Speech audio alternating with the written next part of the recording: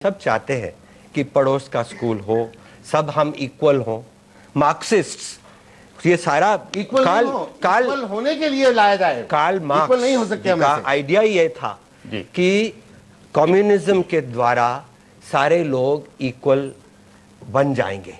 ऐसा पर ये बाकी चांद ढूंढ रहे हैं, ये चांद ढूंढ रहे हैं सब लोग। Let us accept the reality of today कि आहिस्ता आहिस्ता जाना है।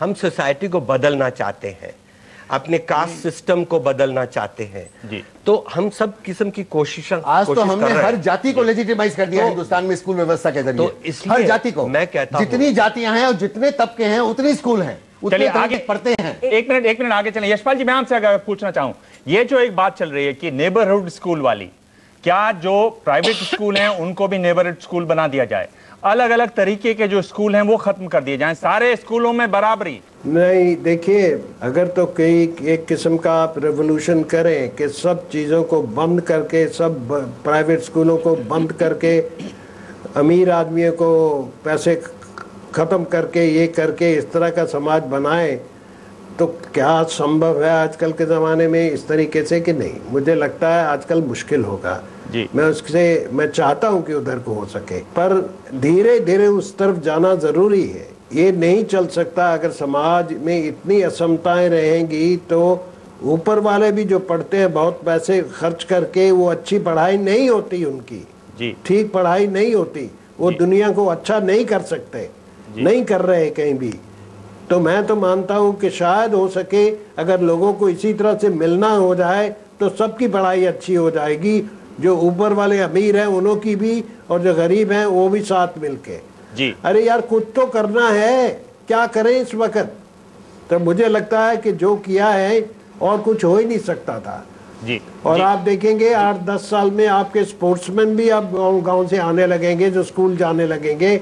अगर कोशिश साथ में करें तो शायद ये जो चाइल्ड लेबर वगैरह भी कम हो जाएगी। सब पे एक साथ काम करना चाहिए।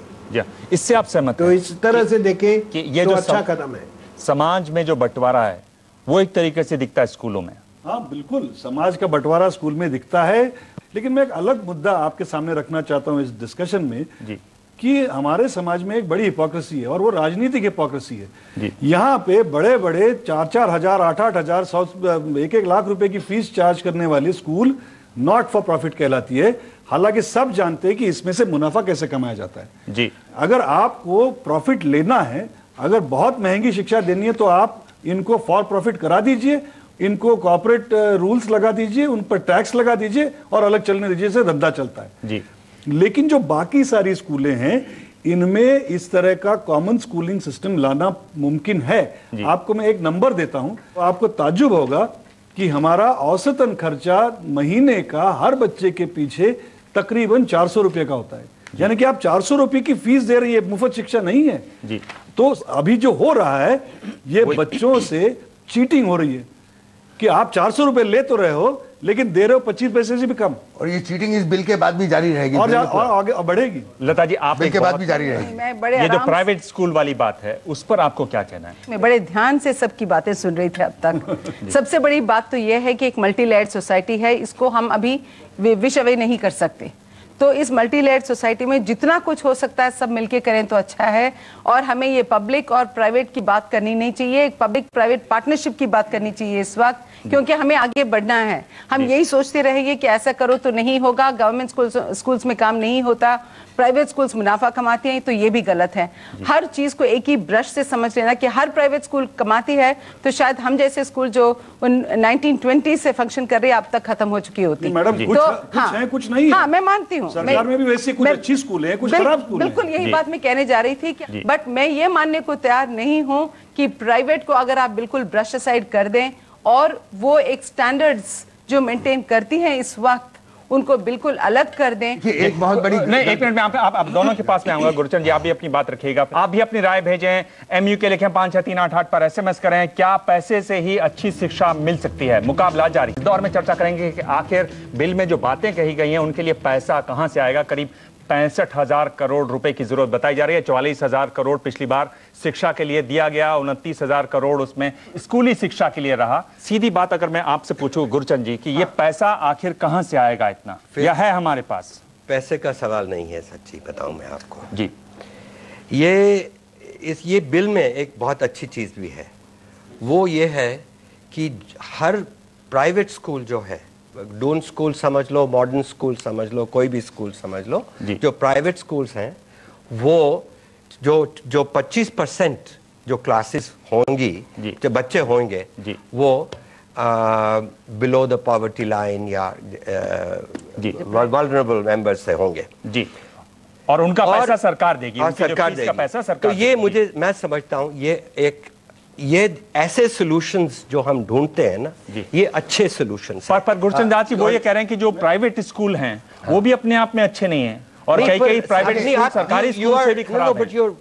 आप बहुत से गवर्नमेंट स्कूल भी अच्छे हैं, बहुत से प्राइवेट स्कूल भी अच्छे हैं। अब मॉडर्न स्कूल काफी अच्छा स्कूल है, तो ये नहीं आप कह सकते कि ये भी खराब स्कूल है। तो मेरा कहना ये है, नहीं मैं नहीं मानता मॉडर्न स्कूल अच्छा स्कूल। मैं बताऊंगा, मुझे मौका दीजिए। बिल्कुल अच्छा स्कूल नहीं है, मैं बताऊंगा क्यों अच्छा जी, जो मैं बताता हूं क्यों अच्छा। आपने कहा था कि 400, माधव जी ने कहा कि इस वक्त 400 रुपया खर्चा जाता है हर बच्चे के ऊपर पर मंथ, मतलब 5,000 रुपया साल का दिया जाता है। मैं सबमिट करता हूं कि गवर्नमेंट की रिस्पॉन्सिबिलिटी है कि बच्चे सब स्कूल जाएं और अच्छी एजुकेशन मिले। उनकी रिस्पॉन्सिबिलिटी, गवर्नमेंट की रिस्पॉन्सिबिलिटी ये स्कूल चलाने की नहीं है, वो है इंश्योर करना, गवर्न करना। तो अगर ये 5,000 रुपया हर बच्चे को दिया जाए एज स्कॉलरशिप हर साल, as vouchers, कह दीजिए, साफ बात कह दीजिए, vouchers. You can say vouchers or so on, but I know an idea that is rejected all over the world. Absolute rubbish. जो voucher बोल दीजिए, voucher Absolute ले जाएं। rubbish. मैं कहना चाहता हूँ कि अगर ये 5,000 रुपया बच्चे को दिया जाए और चॉइस मिले बच्चे को, पेरेंट्स को, कि कहीं भी अगर पढ़ाना चाहें अपने बच्चे को, तो ये भी एक और किस्म की पब्लिक प्राइवेट।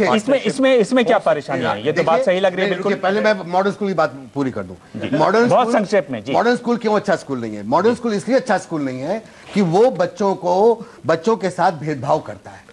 वहां पे केवल वो बच्चे आ सकते हैं जो अभिजात तबके के हैं, जो अमीर तबके के हैं, और ऐसी शिक्षा, गांधी जी को पढ़ लीजिए, आप रविन्द्रनाथ ठाकुर को पढ़ लीजिए, महर्षि अरविंद को पढ़ लीजिए, जो शिक्षा समाज में भेदभाव फैलाती है वो शिक्षा अच्छी नहीं हो सकती। चलिए आगे चलिए। नंबर एक बात, जवाब जरूर देना जी, आप भेदभाव फैलाने वाली शिक्षा भारत के संविधान में भी नहीं। आप जवाब देंगे जी।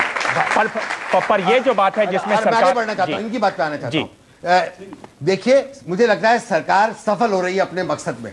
वो सफल इसलिए हो रही है, मैंने इस पर हमेशा लिखा कि 25% रिजर्वेशन का जो मुद्दा है सरकार लाई इसलिए ताकि सारी की सारी जो बहस है वो भटका दी जाए, उसमें पूरा भटकाने की वाली बात लाई गई। अब हम ये बात नहीं कर रहे इतनी देर से कि कैसे देश के 12 लाख सरकारी स्कूल बेहतर किए जाएं, कैसे 12 लाख सरकारी स्कूल और खोले जाएं जिसकी जरूरत है, कैसे देश में 1 करोड़ और शिक्षक अपॉइंट किए जाएं, वो उनको कैसे प्रशिक्षित किया जाए, टीचर एजुकेशन की जाए, वो नहीं कर रहे। अब बात करें 25%, जो कि मुश्किल से 1 करोड़ बच्चों के लिए है। 19 करोड़ बच्चे 6 से 14 आयु समूह के, उनमें 1 करोड़ बच्चों का जो समाधान देने वाला प्रावधान है, उस पर हमारी सारी मुकाबला बहस फोकस हो रही है। पर अनिल जी, पर यही एक रास्ता नहीं है, ये बहुत सारे रास्तों में ये भी एक रास्ता है। ये राजनीति थी सरकार की जिसमें सफल हो गए कपिल सिब्बल भटकाने में। हमारी पूरी बहस भटक गई। शुरुआत ये बहुत संक्षेप में लता जी, मैं आपसे ये जो इन्होंने कहा कि केवल अभिजात अमीर वर्ग के लोग ही वहां जा सकते हैं, इसलिए ऐसे स्कूल ठीक नहीं है क्योंकि उसमें समाज के सभी वर्ग के लोग होने चाहिए। कई बार दूर से देखने पे सही चीजें नजर नहीं आती, कुछ पास भी जाना पड़ता है। और मैं ये बात कहना चाहूंगी कि ये स्कूल खाली अमीरों के लिए नहीं है। जो भी हमारे पास आते हैं उनमें से हमको और स्कूलों की तरह हम भी चलाते हैं, बट ये भी बताना चाहूंगी कि यही मॉडर्नाइज हमारे स्कूल में कुछ, ये तो 25% रिजर्वेशन की बात तो बाद में आई है, हमारे स्कूल में तो बहुत सालों से 20-25-50 सालों से जो इकोनॉमिकली डिप्राइव्ड बच्चे हैं उनको सेलेक्ट करके कुछ हद तक उनकी कंप्लीट एजुकेशन की रिस्पॉन्सिबिलिटी इन स्कूल में हम लोग एक स्कूल पे अनिल जी, इस वक्त मेरे स्कूल में ऐसे 20 बच्चे पढ़ रहे हैं जो तो नहीं सुधर, तो ये